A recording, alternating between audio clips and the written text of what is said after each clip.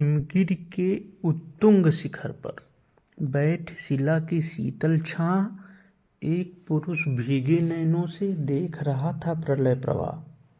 नीचे जल था, ऊपर हिम था, एक तरल था, एक सघन, एक तत्व की ही प्रधानता, कहो उसे जड़ या चेतन। दूर दूर तक विस्तृत था हिम स्तब्ध उसी के हृदय समान। नीरवता सी शिलाचरण से टकराता फिरता पवमान। तरुण तपस्वी सा वह बैठा, साधन करता सुर स्मशान। नीचे प्रलय सिंधु लहरों का होता था सकुरण अवसान। उसी तपस्वी से लंबे थे देव दारू दो चार खड़े, हुए हिम धवल जैसे पत्थर बनकर ठिठुरे रहे अड़े। अवयव की दृढ़ मांसपेशियां ऊर्जस्वित था वीर्य अपार। स्फीत शिराएं स्वस्थ रक्त का होता था जिनमें संचार। चिंता कातर वदन हो रहा, पौरुष जिसमें ओतप्रोत। उधर उपेक्षामय यौवन का बहता भीतर मधुमय स्रोत। बंधी महावट से नौका थी सूखे में अब पड़ी रही।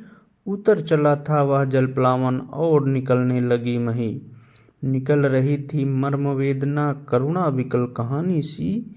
वहाँ अकेली प्रकृति सुन रही हंसती सी पहचानी सी। ये कामायनी के जो चिंता वाला पार्ट है, चैप्टर टाइटल उससे है। ओ चिंता की पहली रेखा, अरि विश्व वन की व्याली। ज्वालामुखी स्फोट के भीषण प्रथम कंपसी मत वाली। हे अभाव की चपल बालिके, री ललाट की खल खेला। हरी भरी सी दौड़ धूप, ओ जल माया की चल रेखा।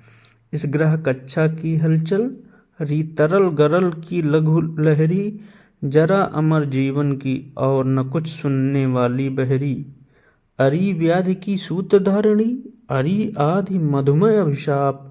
हृदय गगन में धूमकेतु सी, पूर्ण सृष्टि में सुंदर पाप। मन करावेगी तू कितना, उस निश्चिंत जाति का जीव। अमर मरेगा क्या, तू कितनी गहरी डाल रही है नींव। आह घिरेगी हृदय लहलहे, खेतों पर करका घनसी। छिपी रहेगी अंतरतम में सबके तू निगूढ़ धनसी। बुद्धि मनीषा मति आशा, चिंता तेरे हैं कितने नाम। अरि पाप है तू जा, चल जा यहाँ नहीं कुछ तेरा काम। विस्मृति आ अवसाद घेर ले नीरवते। बस चुप कर दे चेतनता, चल जा जड़ता से आज शून्य मेरा भर दे। चिंता करता हूँ मैं जितनी, उस अतीत की उस सुख की। उतनी ही अनंत में बनती जाती रेखाएं दुख की। आह स्वर्ग के अग्रदूत, तुम असफल हुए विलीन हुए। भक्षक या रक्षक जो समझो, केवल अपने मीन हुए। अरे आंधियों ओ बिजली की दीवा, रात तेरा नर्तन। उसी वासना की उपासना, वह तेरा प्रत्यावर्तन। मणिदीपों के अंधकार में अरे निराशा पूर्ण भविष्य। देवदंभ के महामेध में सब कुछ ही बन गया हविष्य। अरे अमरता के चमकीले पुतलों, तेरे ये जयनाद। कांप रहे हैं आज प्रतिध्वनि बनकर मानो दीन विषाद।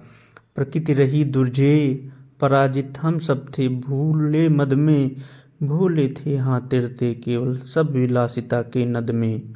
वे सब डूबा उनका विभव बन गया पारावार।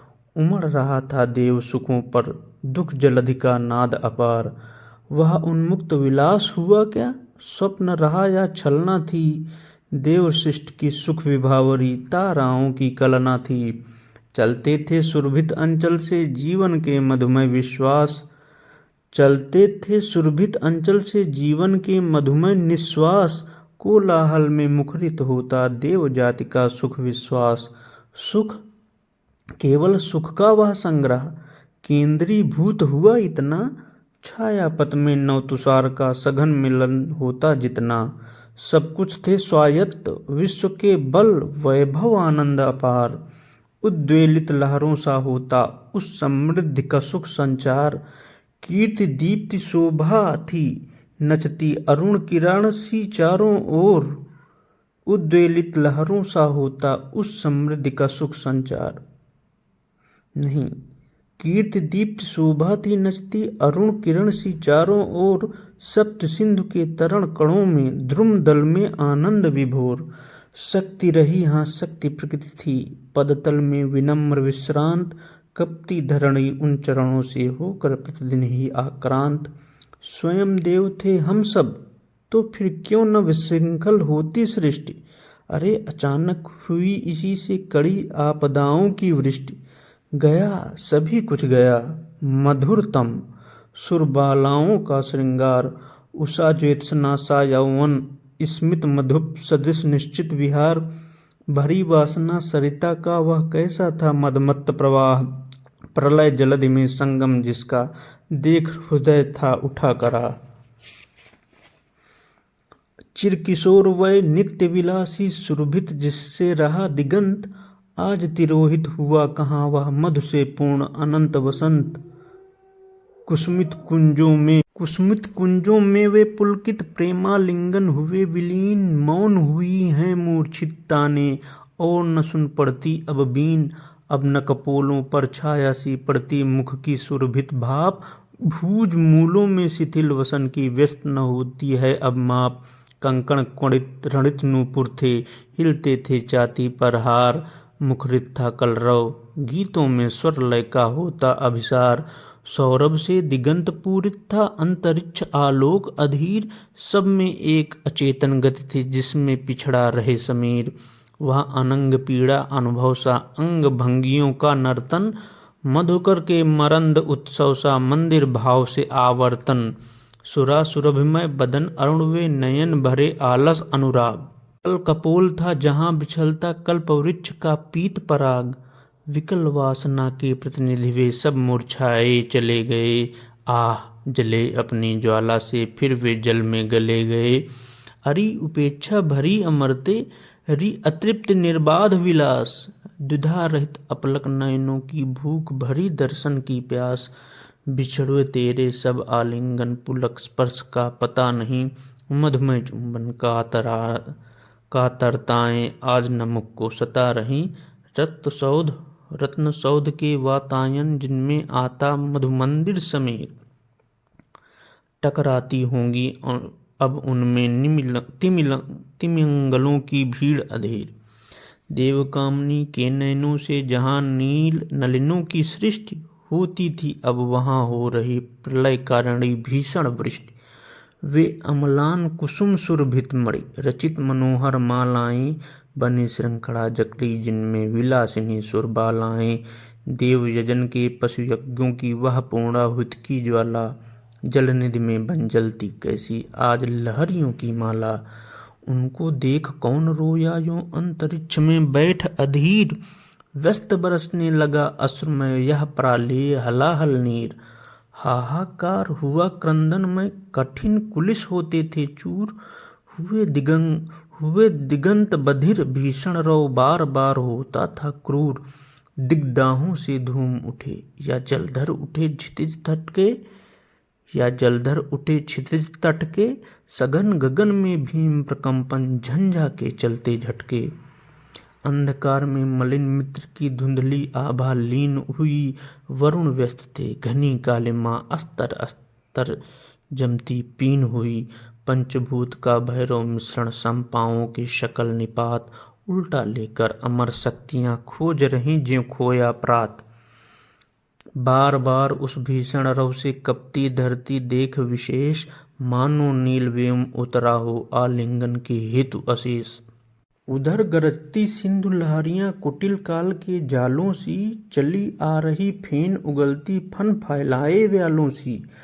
धसती धरा धधकती ज्वाला मुखियों के निश्वास, और संकुचित क्रमशः उसके अवयव का होता था ह्रास।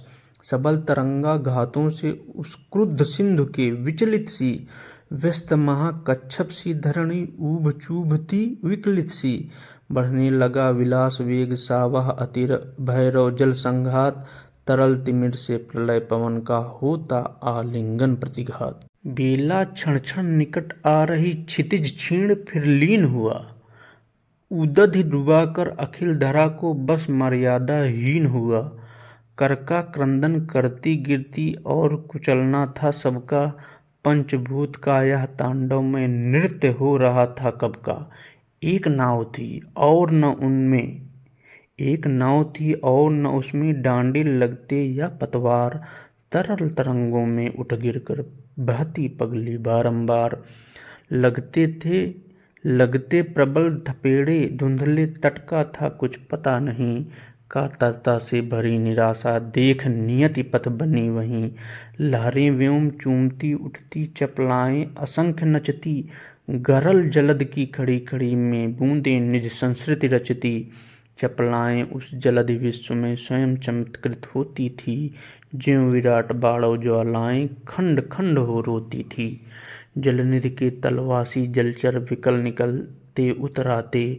हुआ विलोड़ित गृह तब प्राणी कौन कहाँ कब सुख पाते। घनीभूत हो उठे पवन फिर श्वासों की गति होती रुद्ध। और चेतना थी बिल खाते दृष्टि विफल होती थी क्रुद्ध। उस विराट आलोड़न में गृह तारा बुध बुध से लगते। प्रखर विलय पावस में जगमग ज्योतिर्गणों से जगते। प्रहर दिवस कितने बीते अब इसको कौन बता सकता। इनके सूचक उपकरणों का चिन्ह न कोई पा सकता। काला शासन चक्र मृत्यु का कब तक चला न स्मरण रहा। महामत्स्य का एक चपेटा दीन पोत का मरण रहा। किंतु उसी ने ला टकराया इस उत्तर गिर के सिर से। देव सृष्टि का ध्वंस अचानक श्वास लगा लेने फिर से। आज अमरता का जीवित हूँ मैं वह भीषण जर्जर धम्ब। आह सर्ग के प्रथम अंक का अधम पात्र मैं सा विस्कंभ। ओ जीवन की मरुमरीचिका कायरता के अलस विषाद। अरे पुरातन अमृत अगतिमय मोह मुग्ध जर्जर अवसाद। मौन नाश विध्वंस अंधेरा। शून्य बना जो प्रगट अभाव। यही सत्य है अरि अमरते तुझको यहाँ कहाँ अब ठाव। मृत्यु अरि चिर निद्रे तेरा अंक हिमानी सा शीतल। तू अनंत में लहर बनाती काल जलधि की सी हलचल। महानृत्य का विषम सम अरि अखिल स्पंदनों की तू माप। तेरी ही विभूति बनती है सृष्टि सदा होकर अभिशाप। अंधकार के अट्टहास सी मुखरित सतत चिरंतन सत्य। छिपी सृष्टि के कण कण में तू यह सुंदर रहस्य है नित्य। जीवन तेरा क्षुद्र अंश है व्यक्त नील घनमाला में। सौदामिनी संधिसा सुंदर क्षण भर रहा उजाला में। पवन पी रहा था शब्दों को निर्जरता की उखड़ी सांस। टकराती थी दीन प्रतिध्वनि बनी हिमशिलाओं के पास। धू धू कर नाच रहा था धू धू करता नाच रहा था अनिच तत्व का तांडव नृत्य। आकर्षण विहीन विद्युत कण बने भारवाही ते भृत्य। मृत्यु सदृश शीतल निराश ही आलिंगन पाती थी दृष्टि। परम व्योम से भौतिक कण सी घुने कुहासों की थी वृष्टि। वाष्प बना उड़ता जाता था यह वह भीषण जल संघात। सौर चक्र में आवर्तन था प्रलय निशा का होता प्रात।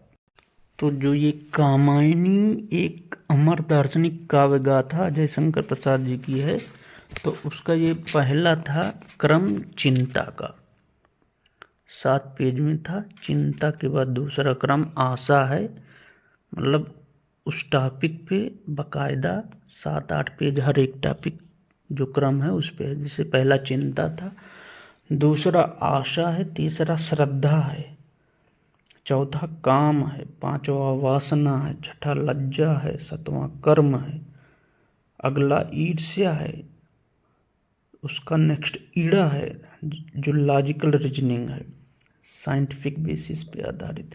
फिर स्वप्न है, फिर संघर्ष है, निर्वेद है, दर्शन है, रहस्य है, आनंद है। तो कुल मिलाकर ये जो कामायनी है वो केवल एक काव्य नहीं बल्कि मानव आत्मा की अंतर यात्रा है। एक ऐसी रचना जो विचार भावना और चेतना के गहनतम स्तरों को छूती है। जयशंकर प्रसाद द्वारा रचित यह महाकाव्य हिंदी साहित्य के छायावादी युग की शिखर उपलब्धि है, जिसे भारतीय दर्शन, संस्कृति और मानवीय संवेदनाओं का सुंदरतम रूप कहा जा सकता है।